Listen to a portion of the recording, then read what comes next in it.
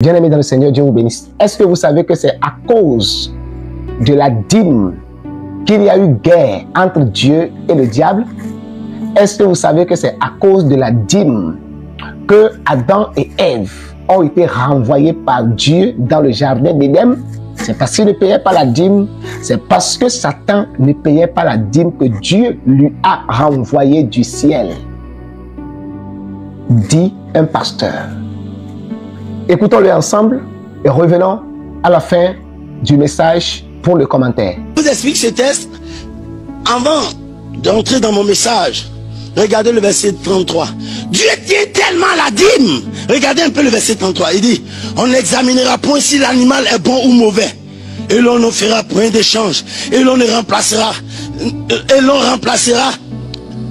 Et si l'on remplace un animal par un autre, ils seront l'un et l'autre chose sainte et ne pourront être rachetés. Dieu tient tellement la dîme qu'il dit, on n'examinera point si l'animal est bon ou mauvais.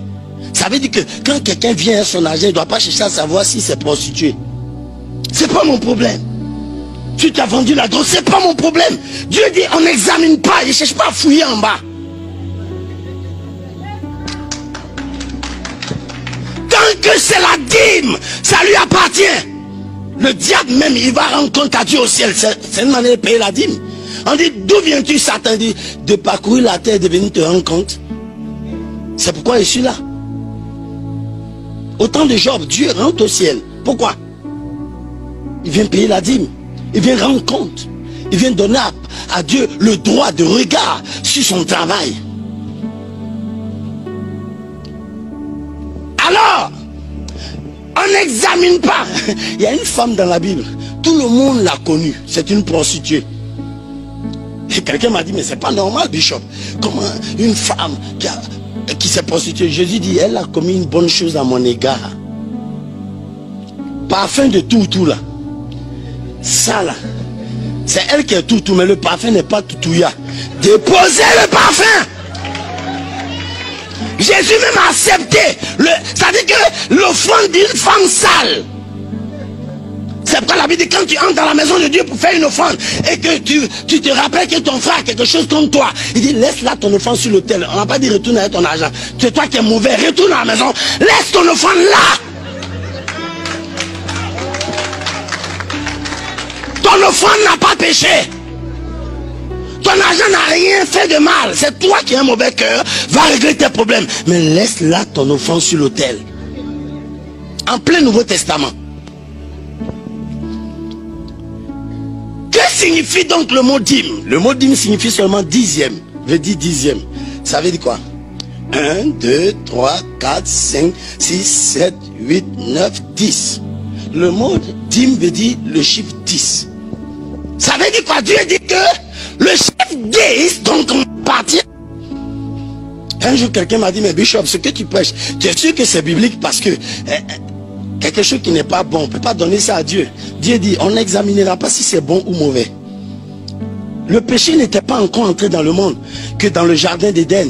Dieu dit, l'arbre de la connaissance du bien et du mal, c'est pour moi. Tu n'as pas encore péché. Il dit, ça là, c'est ma chose. Laissez-moi seul dans mon affaire de ce qui est bon ou mauvais. L'arbre de la connaissance du bien et du mal. Savez-vous pourquoi Lucifer a été chassé du ciel? Est-ce que vous savez que c'est à cause de la dîme? Ah, peut-être on ne vous a jamais dit ça. Les gens disent, c'est enorgueilli. C'est à cause de la dîme que Lucifer fut chassé au ciel. Et je vais vous le démontrer. Dieu a dit, contrôle les cieux, dirige tout. Je te donne le patronat, je te donne la domination. Il commandait les anges, l'adoration. Il commandait toutes choses. Mais Dieu a dit quelque part dans le livre d'Ésaïe 42. Le verset 8, il dit, mais je ne donnerai point ma gloire à un autre, ni mon honneur aux idoles. Donc, la gloire de Dieu, c'est la dîme du trône. La gloire de Dieu. Je te donne tout, mais ma gloire, c'est ma part. Donc la dîme, ce n'est pas une question d'argent. C'est-à-dire que c'est la portion, la part, les choses qui reviennent à Dieu seul. Donc, la gloire de Dieu, ça c'était la dîme éternelle du trône. Alors, quand Lucifer a tout pris qu'il voulait prendre la gloire, Dieu dit non, ça je ne peux pas céder. Il y a quelqu'un dans la Bible, ce fut un roi, Hérode. La Bible dit qu'il harangua le peuple, il parlait et tout le monde criait en lui. Les gens étaient terrifiés. Alors, la Bible dit, un ange descendu le frappa dans le livre des Actes, chapitre 12 je crois. Il dit, car il n'avait pas donné gloire à Dieu. Car il avait pris aussi la dîme. La gloire de Dieu, c'est la dîme du trône.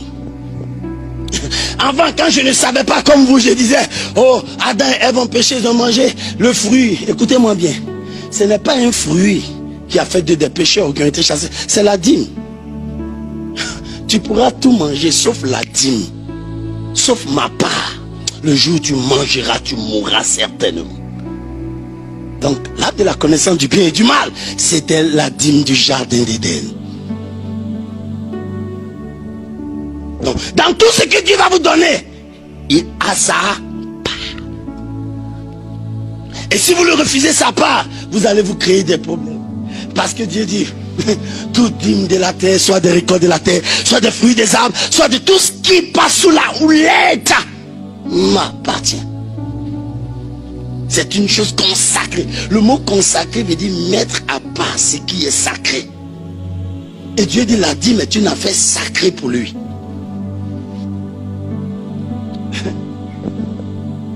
Alors, suivez-moi bien.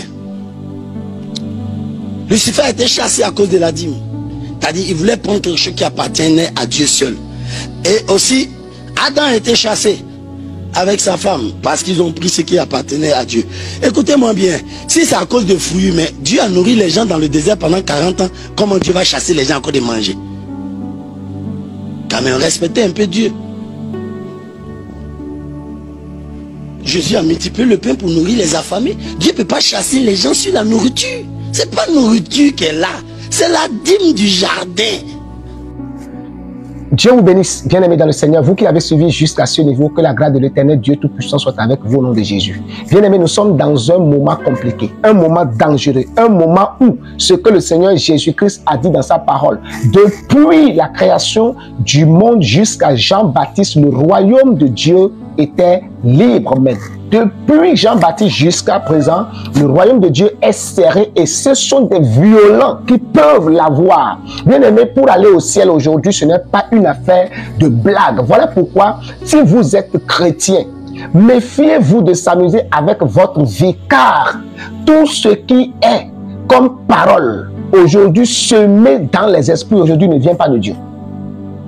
Cette parole est carrément et purement fausse. Mais voyez avec quelle ardeur ce papa, avec quelle ardeur cet homme enseigne cette parole. Et ce qui fait pitié, c'est qu'il y a des gens matures, des gens soi-disant intellectuels, des gens soi-disant connaisseurs, qui sont assis avec les cahiers en train de prendre des notes. Jusqu'à quand votre intelligence sera ouverte? Je prie pour toi qui était déjà envahi par cette connaissance bizarre, qui va peut-être, je ne sais pas peut-être, qui va t'amener en enfer, que le Saint-Esprit t'éclaire au nom de Jésus-Christ. La parole de Dieu dit, vous connaîtrez la vérité et la vérité vous affranchira. Tout ceci vient pourquoi? Parce que le chrétien est devenu paresseux. Il n'y a pas de paresseux comme des chrétiens de nos jours. Les chrétiens refusent de chercher la vérité. Les chrétiens refusent de lire leur Bible. Vous savez une chose?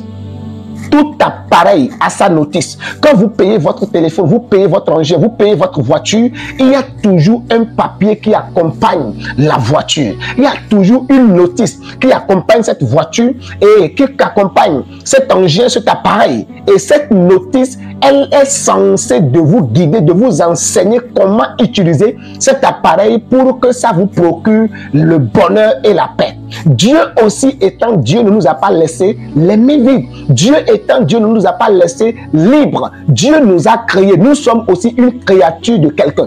Et cette personne nous a créés, mais il a mis aussi une notice à notre disposition. Voilà pourquoi dans le livre de Josué, Dans le livre de Josué, chapitre 1, le verset 8, la parole de Dieu dit que ce livre de la loi ne s'éloigne point de ta bouche. Médite-le jour et nuit et agis fidèlement.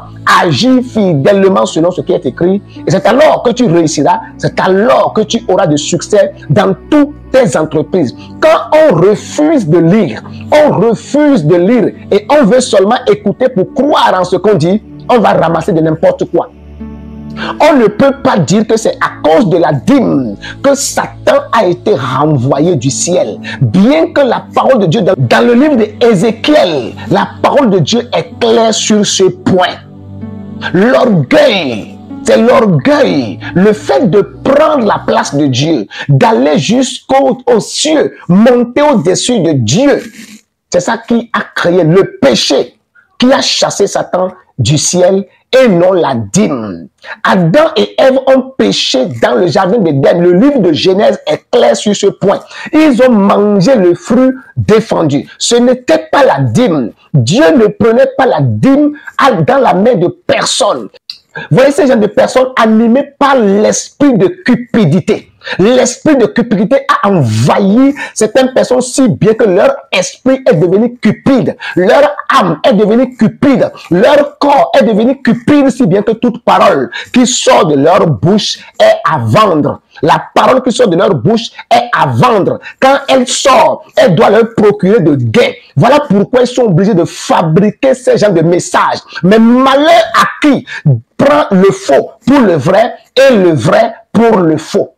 Toute personne et tout homme de Dieu qui utilise la parole de Dieu dans ce sens, juste pour leurs besoins charnels, vous allez payer le prix. Pendant que vous êtes en train de perdre les âmes, pendant que le Seigneur vous a mandaté de prêcher la vérité, pour amener les âmes à Christ, et que vous êtes partis pour faire de ces âmes vos boutiques, le Seigneur va vous demander le prix. Sachez ceci, cher homme de Dieu, vous tous qui êtes dans ce domaine, je vous le dis en vérité, vous n'êtes pas éternel sur la terre. Un jour viendra, vous allez quitter la terre et vous allez rendre compte de tout ce que vous avez dit, des âmes que le Seigneur a envoyées vers vous pour que vous les nourrissez.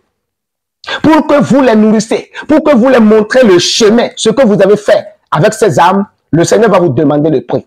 Et que servira-t-il à un homme de gagner le monde entier s'il perdait son âme?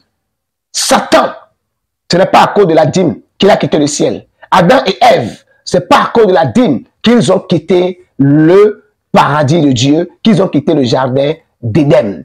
Dieu, dans sa grâce, vous éclaire et que l'Éternel Dieu Tout-Puissant vous donne l'esprit de la prudence afin que vous sachiez, surtout sur l'Internet, qu'est-ce qu'il faut prendre comme parole de Dieu et qu'est-ce qu'il faut rejeter. Car tout est sur l'Internet et tout est dans nos assemblées aujourd'hui. Les satanistes se sont déguisés en anges de lumière, en train de faire l'œuvre, avec la Bible dans la main. Mais ils n'enseignent pas la parole de Dieu, ils enseignent la parole de leur Père.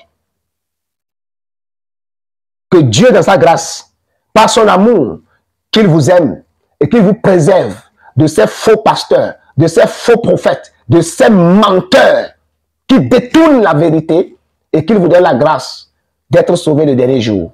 Au nom de Jésus-Christ. Amen. Shalom.